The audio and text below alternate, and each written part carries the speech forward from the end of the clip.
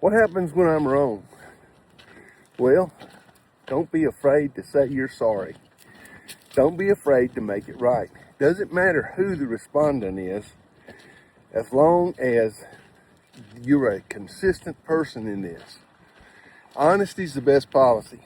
I like to tell the truth. That way, I don't have to remember what I told to who. If I told them something, I told them the truth. Bam, end of story. Now I don't have to worry about it.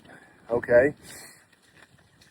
If you are dealing, especially as parents, and you're dealing with your children, and you told them they could go somewhere, and then you find out some reason they can't go somewhere, and you tell them they can't, okay?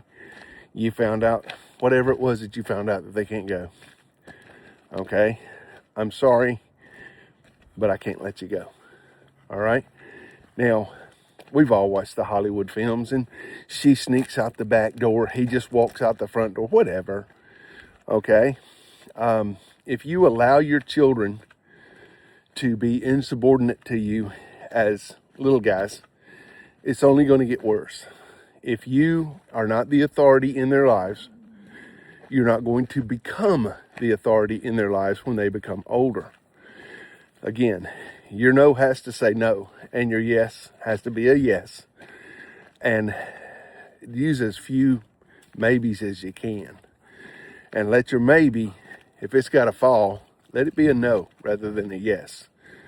Because then you will end up, if you don't, you'll end up negotiating every call you make.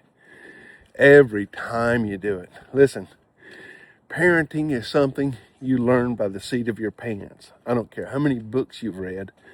I don't care how many doctors you sit and listen to.